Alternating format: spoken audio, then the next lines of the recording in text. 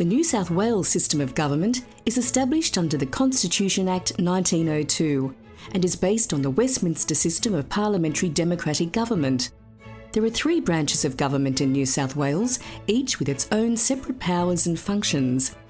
This is to ensure that power is not concentrated in any single body. The 3 branches of government are the Parliament, the Executive Government, being the Premier and Ministers of State in Cabinet, and the Judiciary, which is made up of independent judges who preside over the courts. As one of the 6 Commonwealth states of Australia, New South Wales also has a Governor, who is the Sovereign's representative in the state. The Governor is the formal head of state in New South Wales. The Parliament of New South Wales is a bicameral parliament, which means that it consists of 2 houses, the Legislative Assembly and the Legislative Council. Under the Constitution Act, the 2 houses comprise the legislature, which has the power to make laws for the peace, welfare and good government of New South Wales. The Legislative Assembly has 93 elected members. Each member represents an electoral district within New South Wales and is elected for a 4-year term. The Legislative Assembly is presided over by the Speaker, the Honourable Shelley Hancock MP, member for the South Coast. The Legislative Council has 42 members who serve the state and who are elected to serve 8-year terms. The Legislative Council is presided over by the President, the Honourable John Ajaka MLC. The voting systems used to elect members of each House are significantly different.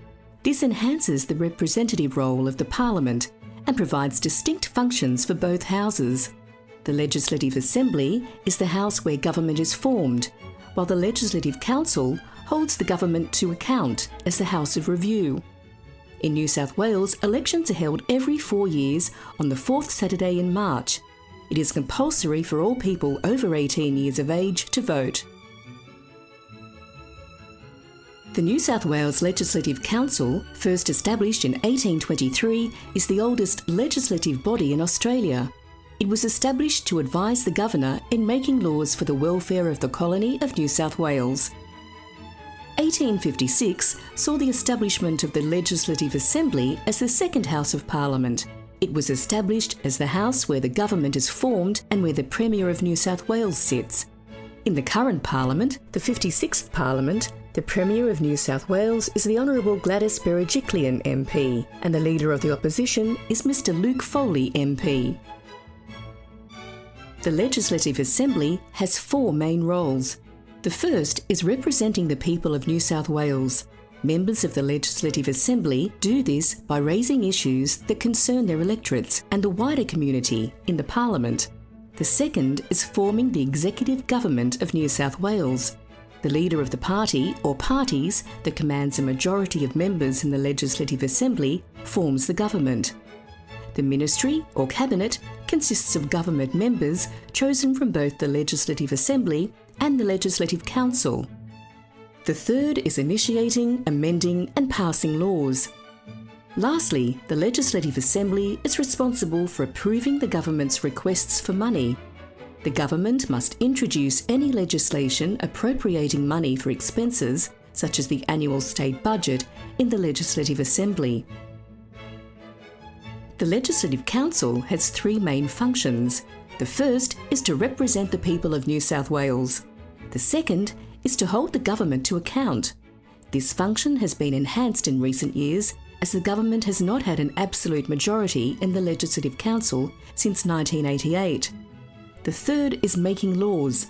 The Legislative Council has almost equal power to the Legislative Assembly in the making of laws and can pass, amend, reject or fail to pass any bill submitted to it. All money bills must, however, begin in the Legislative Assembly, and appropriation bills can be forwarded to the Governor for assent even if the Legislative Council fails to pass them. Now let's look at some of the Parliament's functions in more detail, starting with the passage of legislation. A bill, which is a proposed law, can be introduced in either house except for money bills, which can only be initiated in the Legislative Assembly. Ministers introduce government bills as part of the government's legislative program, while private members' bills can be introduced by any other member. The majority of bills that are passed by the Parliament are government bills. There are a number of stages in considering and passing a bill. First, the bill is drafted by the Parliamentary Counsel's Office, after which the minister in charge of the bill will give notice that they will be introducing the bill in the House. Once the minister has introduced the bill, they will make an explanatory speech about it called a second reading speech. Following the speech, the debate on the bill is usually adjourned for 5 days. After the 5 days, the bill is debated and in some cases amended and eventually voted on by the House. The bill is then transmitted to the other House, where it must go through all of the same stages. If a bill is amended in either House, the other House must also agree to these amendments. The bill must pass both Houses in the same form before it is transmitted to the Governor for assent and becomes an Act of Parliament.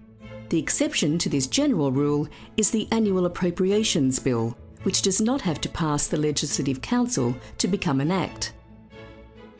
Question time gives members the opportunity to ask the Premier and Ministers questions relating to ministerial portfolios such as health, education and transport, and occurs every sitting day in both the Legislative Assembly and the Legislative Council.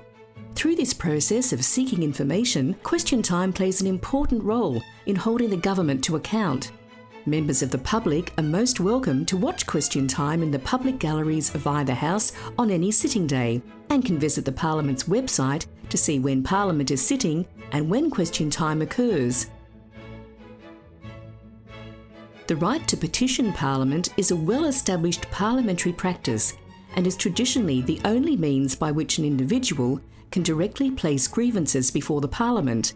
Petitions may be presented in either House and can be on a wide range of subjects, such as requesting the introduction of legislation, to repeal or change laws, or to take action for the benefit of individuals or interest groups. Another way in which the Parliament is able to listen to individuals, interest groups and organisations is through its committees. Parliamentary committees are groups of members appointed to undertake a particular task or function. There are several types of parliamentary committees.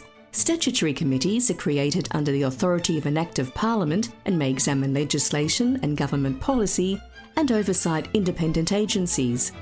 Standing committees investigate and report on specific subject or portfolio areas during the life of a parliament.